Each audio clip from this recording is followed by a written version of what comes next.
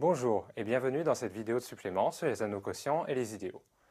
Alors, il y a quelques semaines déjà, vous avez appris comment quotienter un groupe par un autre lorsque le sous-groupe du premier groupe était distingué dans celui-là. Là, on va faire ce même type d'opération, mais avec les structures d'anneaux. Et on va pour cela définir la notion d'un idéal d'un anneau A. Donc, on commence par prendre un anneau A qui va être commutatif unitaire. On prend I, un sous-groupe du groupe additif sous-jacent à A.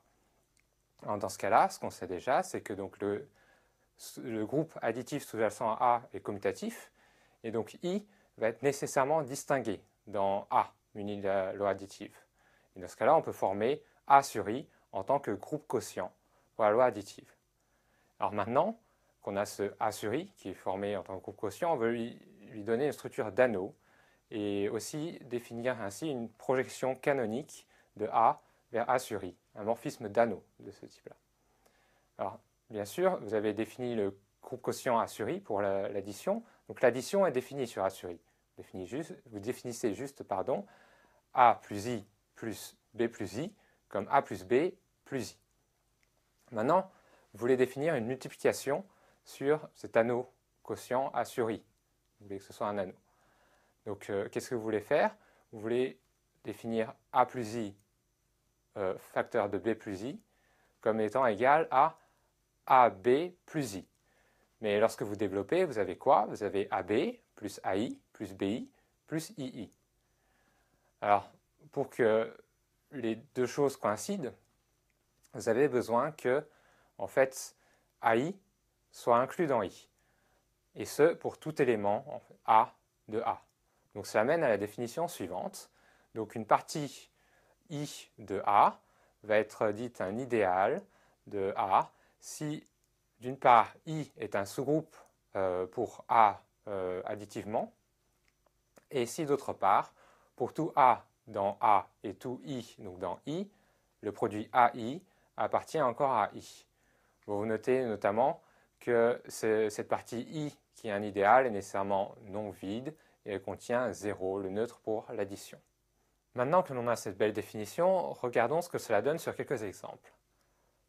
Par exemple, prenons pour commencer l'anneau des entiers, Z. Vous pouvez prendre un élément, n, dans Z, et regarder l'idéal nz, c'est-à-dire l'idéal formé des éléments qui sont multiples de n, les éléments qui s'écrivent nm avec m dans Z. Alors cela forme un idéal de Z, et vous pouvez prouver que tous les idéaux de Z sont sous cette forme-là. Et ça vient du fait que dans Z, il y a une division euclidienne. Maintenant, un autre exemple tout à fait similaire. Si vous avez K un corps, vous savez que vous avez l'anneau K crochet X des polynômes à une indéterminée sur ce corps. Et si vous prenez P un polynôme dans K crochet X, vous pouvez aussi regarder l'idéal engendré par P, qui est constitué des éléments qui sont de la forme PQ avec Q dans K crochet X. Alors, là encore, cela forme un idéal de K crochet X, et tous les idéaux de K crochet X sont de cette forme-là, toujours parce que vous avez une division euclidienne. Si vous avez un anneau tout à fait général, par contre, grand A, vous pouvez aussi regarder l'idéal engendré par un élément, petit a, dans grand A. Alors, ce sont les AB avec B dans A. Par contre, faites attention, en général, ça ne décrit pas tous les idéaux de A. Et vous voulez pouvoir décrire un idéal engendré par plusieurs éléments, donc A1 jusqu'à AR dans A. Donc un idéal engendré par les AI est constitué par les sommes des AI BI avec BI dans A. Alors le fait que c'est un idéal de A donc relève du fait général très simple que si vous avez I et J, deux idéaux de A, leur somme, c'est-à-dire qui est constituée des éléments qui sont la somme de I plus J avec petit i dans grand I et petit j dans grand J, est encore un idéal de A. Voyons que les idéaux apparaissent naturellement lorsque vous avez affaire à des morphismes d'anneaux. Prenons F, un morphisme d'anneau de A vers B. Alors le noyau de F est naturellement un idéal de A. Attention, la même chose ne se passe pas pour l'image. Alors l'image de f n'est pas nécessairement un idéal de B. Par exemple, vous pouvez prendre l'endomorphisme de la K-algèbre K crochet X qui envoie X sur X2. Maintenant, prenons I, un idéal de A. Alors, f se factorise par A sur I, c'est-à-dire que f est la composée de la projection canonique de A vers A sur I, puis d'un morphisme induit f bar de A sur I vers B, si et seulement si I est inclus dans le noyau de f. Enfin, troisième point, si f est surjectif, alors le morphisme induit dans le deuxième point, lorsque vous prenez I égale le noyau de f, est une bijection. C'est un isomorphisme d'anneau, c'est-à-dire que le morphisme induit f bar du quotient A sur kerf vers B est un isomorphisme. Alors, la preuve de ces points est en fait très facile, c'est formel, et elle sera laissée à vos soins. Maintenant, parmi les idéaux, il y en a certains qui sont plus intéressants que d'autres. Par exemple, les idéaux maximaux. Alors, ils vont être maximaux au sens de la définition suivante. Donc, un idéal M de A est maximal si d'abord M est distinct de A et si tout idéal I contenant strictement M est égal à A. Alors, un anneau A possède toujours un idéal maximal. En général, c'est une conséquence du lemme de Zorn.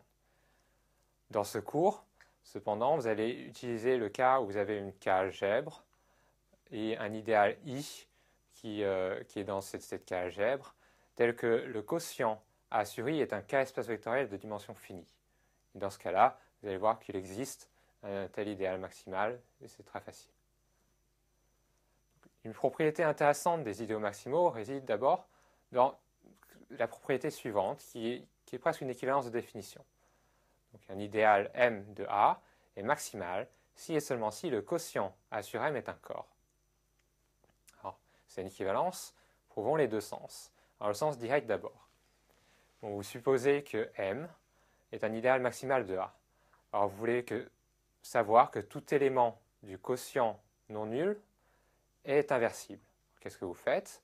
Donc, vous relevez ce petit x de A sur M qui était non nul en un élément x tilde dans A. Parce que M est maximal, l'idéal x tilde A plus M est en fait A tout entier. Et de ce fait, il existe un y dans A et il existe un petit m dans votre idéal M tel que x tilde y plus m égale 1. Mais alors, vous reprojetez cette relation dans le quotient A sur M et vous avez obtenu que y bar, l'image de y dans A sur M, est un inverse de x. Qu'est-ce que vous avez fait? À tout élément non nul de A sur M, vous avez trouvé un inverse à lui associer, c'est que A sur M est un corps. Réciproquement, supposons que le quotient A sur M est un corps. Prenez un idéal I de A qui contient strictement M et vous voulez prouver que I est A tout entier. Alors prenez un X qui est dans I mais pas dans M, parce que I contient strictement M. Ensuite, vous projetez cela dans A sur M et vous notez X bar son image. Son image est non nulle dans A sur M, elle est inversible. Donc vous prenez Y, maintenant un relèvement dans A de l'inverse de X bar dans A sur M. Qu'est-ce qui se passe? Alors il existe un petit m dans votre idéal M, tel que xy plus m vaille 1. Et ce 1 est alors dans I, ce qui veut dire que I est l'anneau A tout entier. Cela prouve bien que M est maximal. Énonçons maintenant un corollaire de cette proposition. Prenons K un corps et considérons l'anneau K crochet X, l'anneau des polynômes à une indéterminée sur K. Prenez un polynôme P dans K crochet X. Alors, si P est irréductible, le quotient K crochet X sur l'idéal engendré par P est un corps. En vertu de la proposition précédente, vous voulez montrer que l'idéal engendré par P est maximal. Prenons alors I, un idéal qui contient l'idéal engendré par P. Comme tous les idéaux de K crochet X, I est engendré par un certain polynôme Q. Maintenant, parce que I contient l'idéal engendré par P, Q divise P. Alors de deux choses l'une, ou bien Q est un inversible, c'est un élément de K étoile, ou bien Q est à constante près égal à P. Alors, dans le cas où Q est un élément de K étoile, ça vous dit que votre idéal I est A tout entier. Et dans le second cas, lorsque Q est égal à une unité fois P, votre idéal I est juste l'idéal engendré par P. Cela vous prouve bien la condition de maximalité sur l'idéal engendré par P et par la proposition précédente K crochet X sur P est un corps. Finissons la vidéo par une proposition qui va vous être utile au cours de la semaine suivante. Soit M, un idéal maximal de A, et soit phi, un automorphisme d'anneau de A. Alors vous avez une partie qui est tirée en arrière de M par phi, phi moins 1 de M. C'est une partie de A qui se trouve être un idéal maximal de A. Alors pour la preuve, il y a une partie d'énoncé qui est facile. D'abord, c'est dire que phi moins 1 de M est un idéal de A. C'est tout à fait formel et je vous laisse le vérifier par vous-même. Maintenant, pourquoi est-ce que cet idéal est-il maximal? Vous regardez dans un premier temps la composée donc de phi par la surjection canonique qui envoie A sur M. Alors cette composée est encore surjective et son noyau est exactement phi moins 1 de M. Alors qu'est-ce que ça vous dit? Vous factorisez, ça vous dit que vous avez un isomorphisme d'anneau entre le quotient A sur phi moins 1 de M et A sur M. Alors par la proposition précédente, comme M est maximal, A sur M est un corps. Mais alors, comme on a un isomorphisme d'anneau, le quotient A sur phi moins 1 de M est aussi un corps. Mais alors vous utilisez à nouveau la proposition précédente, mais dans l'autre sens, ça vous dit que l'idéal phi moins 1 de M est maximal. La proposition est prouvée. Vous avez maintenant le bagage de survie sur les anneaux quotients et les idéaux. Merci de votre attention et à bientôt.